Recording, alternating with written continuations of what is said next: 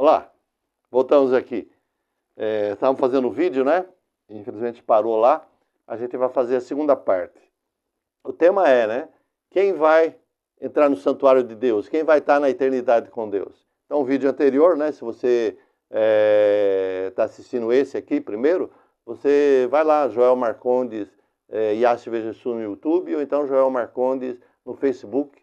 Aí você procura, tem a primeira parte desse vídeo lá, sabe? Então nós falamos capítulo 15 aqui e vimos que ali é um capítulo das pessoas o que nós devemos fazer e o que nós não devemos fazer, né? E quem faz isso, esse vai morar no céu. Mas só que o capítulo 14, nós vimos o versículo aqui, diz que não há um justo nenhum sequer, né? Mas no capítulo 16, nós vemos, eu vou repetir aqui para a gente já continuar com o vídeo, né? Diz assim, ó, tenho posto, capítulo 16, verso 8, tenho posto o Senhor continuamente diante de mim. Por isso que ele está à minha mão direita, nunca vacilarei. Portanto, está alegre o meu coração e se regozija a minha glória. Ou seja, Jesus, se nós formos sinceros com ele, confessar os nossos pecados, sabe? Por isso que vamos dizer assim, nós precisamos reconhecer nossos pecados, confessar nossos pecados para que nós tenhamos perdão e buscar a graça de Deus para sermos transformados, né? E quando nós fazemos isso de coração com Deus, somos humildes diante de Deus, reconhecemos que somos pecadores, né? E confessamos os nossos pecados, pedimos que o Espírito Santo nos guie longe desses pecados, que o sangue de Jesus nos purifique desse pecado, que nós sejamos transformados, que nós possamos praticar, né? Guardar a lei de Deus, praticar essas virtudes, né? Então Deus nos conhece e Ele nos aceita através dos méritos de Cristo, né? Porque através dos méritos de Cristo é que nós somos salvos. Bom, aqui fez a pergunta, quem morará no teu santo monte, né? O Monte Sião, que simboliza a presença de Deus, né? Pois bem, aqui o capítulo 14, aqui fala do Monte Sião. Isso aqui é escatológico, isso aqui já nos leva lá no final, quando Jesus voltar, não é? O que vai acontecer. Agora o capítulo 14, veja aqui, ó. Eu olhei e eis que estava o Cordeiro sobre o Monte Sião. E com ele os 144 mil, que serão aqueles que estão vivos quando Jesus voltar. Claro que, um pouquinho cheio de simbólico, eu creio que isso aqui é um número simbólico. Serão várias pessoas, mais pessoas que estarão salvas quando Jesus voltar, vivos, né? Que tinham escrito o nome dele e de seu pai nas suas testas, né? Queridos, então veja bem, nós podemos estar lá, só se for pelo Cordeiro. E quem é o Cordeiro? É Jesus Cristo. Lembra quando o João Batista viu Jesus vindo para ele? João Batista diz, eis o Cordeiro de Deus que tira o pecado do mundo. Então, todos aqueles pecados foram citados lá. E qualquer pecado, qualquer transgressão da lei é pecado. E se você sabe fazer o bem e não faz, é pecado. E se você diz que não tem pecado, você já está pecando. Então, queridos, se nós reconhecermos os nossos pecados, que somos miseráveis pecadores, né, confessarmos a Deus nossos pecados, pedir que Jesus nos purifique desse pecado, né, então nós estamos junto do Cordeiro. E junto com o Cordeiro nós vamos estar salvos com ele por toda a eternidade. Quem morará no Monte Santo? Não é? Aqueles que estão o Cordeiro. Mas tem escrito na sua testa o nome do Cordeiro, de Jesus e de seu Pai, o nome de Deus. O que quer dizer isso? A nossa mente está ligada com a mente de Deus.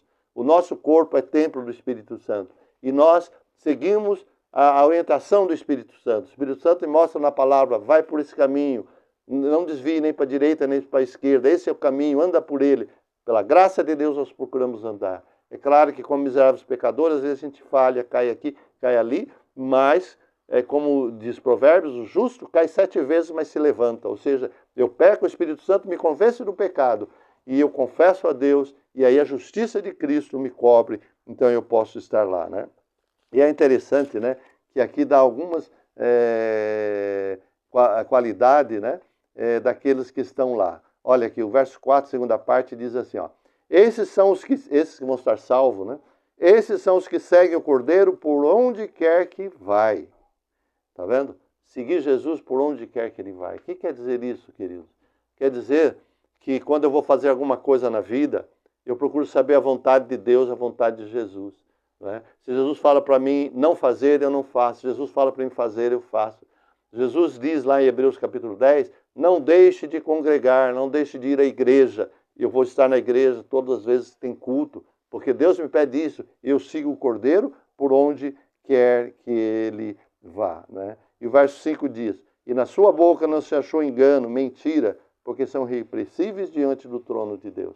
Querido, esses são os salvos que vão estar por toda a eternidade.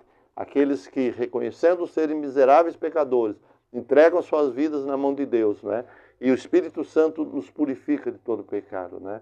O caminho da justificação ele é instantâneo, né? Quando eu me reconheço, sou pecador. Quando reconheço que Jesus é meu Salvador, morreu pelos meus pecados, ele foi crucificado, ele foi cuspido, ele foi esbofeteado por minha culpa. Foram os meus pecados que fizeram separação entre ele e seu Pai, a ponto de dizer, Deus meu, por que me desamparaste? Jesus foi desamparado para que ele me amparasse durante toda a eternidade. Quando eu reconheço todo esse amor, toda essa tão grande salvação, eu aceito Jesus como meu Salvador pessoal, não é? Eu entrego minha vida a Ele para que Ele dirija, não é? Então aí eu estou no caminho da salvação, né? Isso foi justificado. E a partir daquele momento, o Espírito Santo habita dentro de mim, né? Em João, né, Jesus diz lá no Evangelho de João, que se alguém me ama e guardar a minha palavra, eu e o Pai viremos para ele e faremos nele morada, através do Espírito Santo, né? E o Espírito Santo habita dentro de nós, sabe? Ele mora dentro de nós. E ele dirige a nossa vida. E ele vai nos convencendo do pecado, nós vamos confessando a Deus, Deus vai nos purificando e o Espírito Santo nos dá poder para viver uma vida de acordo com a vontade de Deus. E assim nós vamos honrar e glorificar o nome de Deus. Mas esse caminho se chama santificação. Justificação é quando o ato que eu sou perdoado e eu vou para o céu. A santificação é o meu preparo para morar no céu, sabe? Todas aquelas coisas que a gente falou lá, não falar mal da vida dos outros, não contar mentira. Se eu continuo fazendo isso durante essa vida, sabe o que acontece? Quando eu for no céu não vai ter fofoca, não vai ter essas coisas, eu não me sentiria bem lá. Então a santificação, a gente deixar de fazer as coisas erradas, deixar de pecar e seguir a Deus, é para que a gente seja preparado quando Jesus vier para morar lá. Porque se eu estou lutando com o pecado, quando Jesus vier e me glorifica, esse pecado sai de mim e eu vou continuar feliz. Mas se eu pego esse pecado, como que Deus vai tirar uma coisa que eu não quero que Ele tire de mim, que eu quero continuar? Entendeu? Isso que é importante. Por isso que a santificação é a consagração da vida a Deus. É a gente analisar a nossa vida, o que precisa ser mudado e buscar em Deus o poder para ser transformado, não é? Isso é a verdadeira santificação. E ela dura a nossa vida inteira. Agora, quando Deus voltar, Jesus voltar, no abrir e fechar de olhos, nós já temos esse vídeo aí também que fala sobre a ressurreição, né? Os que morrerem em Cristo ressuscitarão perfeitos. E aqueles que estarão vivos no abrir e fechar de olhos vão ser transformados. E aí a nossa natureza pecaminosa sairá dentro de nós. E aquelas coisas ruins que nós tínhamos, que nós estávamos lutando com Deus para que Deus vencesse, elas vão desaparecer. E aí o nosso desejo será só para a santidade, né? E não haverá mais pecado, né? Nem um mundo de pecado e nem o desejo ao pecado, cada um de nós. Mas nós temos que lutar até lá. Por isso que 1 João, né? João diz o seguinte, meus filhinhos, essas coisas vos escrevo para que não pequeis. Mas se alguém pecar, temos um advogado junto ao Pai, Jesus Cristo, o justo. Então, irmãos, o pecado deve ser um acidente na vida do cristão. Esse negócio de eu ficar falando mal da vida dos outros, ou roubando, ou adulterando, ou mentindo, ou fazendo qualquer um desses pecados, e se eu falar assim, eu tenho pecado, mas a Bíblia diz que todo mundo é pecador, então não adianta, eu tenho esse pecado, os outros têm o outro, eu vou continuar aqui. Esse não vai para o céu, querido. Agora que ele fala, nossa, esse pecado vai me tirar do céu. E Jesus sofreu tanto para pagar a culpa desse meu pecado. O pecado é muito ofensivo a Deus, né? Apesar de eu gostar disso, mas Deus não gosta, Jesus não gosta. E se Jesus não gosta, eu vou buscar o poder dele, a força dele, para eu deixar de cometer esse pecado. E aí, queridos, Deus sabe a luta que eu e você estamos travando, sabe? É a luta da fé, né? É o caminho da santificação. A Bíblia diz, né, lá em Hebreus 10, segui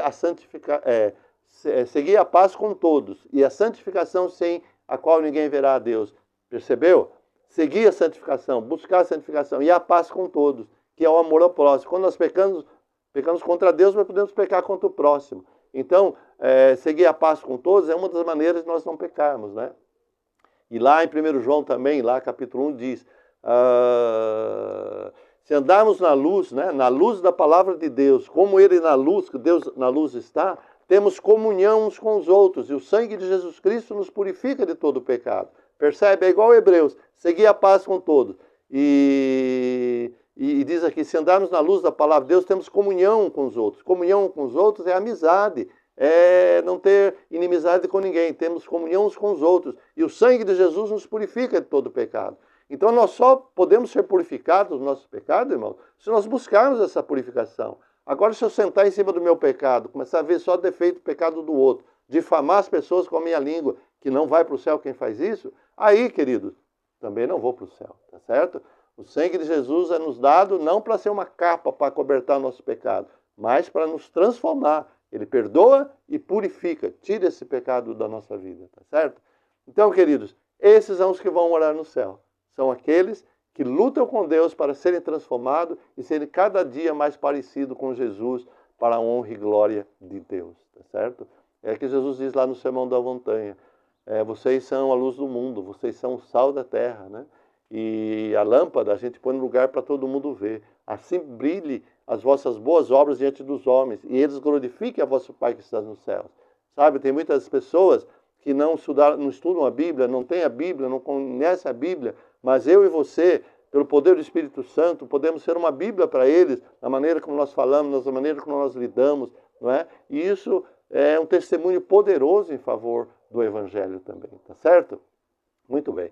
Então aqui nós terminamos esse vídeo, lembrando para você que essa é a segunda parte do vídeo. A primeira parte tem mais uns 20 minutos, está lá. Esse foi mais 11, 12 minutos, né? Então nós concluímos. Vamos orar, querido?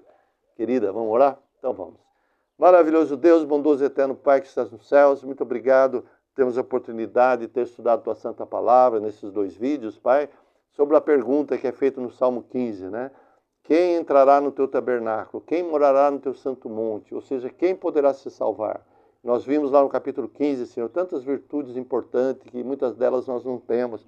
Vimos lá tantos defeitos, Senhor, não falar mal da vida dos outros, não difamar os outros, não explorar as pessoas. Tem tantas coisas lá que às vezes a gente pode estar fazendo, Pai. Então, todos somos pecadores, é verdade. Mas há um Salvador. E há o Espírito Santo que toca em nossa mente, em nosso coração, mostrando que estamos no caminho errado, mostrando que estamos fazendo coisas erradas. E que nós sejamos atentos à voz desse Espírito Santo, Pai, para corrigir os nossos pecados, para confessá-los a Deus, pedir o sangue de Jesus para nos perdoar, nos purificar e transformar. E pedir o Espírito Santo para habitar dentro de nós, para sempre nos guiar no caminho correto, Pai. Conceda essa graça a mim, miserável pecador, Pai. Conceda essa graça a essa minha irmã, a esse meu irmão que ora comigo, a essa minha amiga, a esse meu amigo, para que quando o Senhor vier nas luzes do céu, Senhor, nós e os nossos familiares sejamos preparados para morar para sempre ao Teu lado. Todas essas bênçãos agradecidos te pedimos, em nome de Jesus nosso Senhor. Amém, amém, amém. Tchau, querido, tchau, querida. Até amanhã, se Deus permitir, com outro vídeo. Tchau, tchau.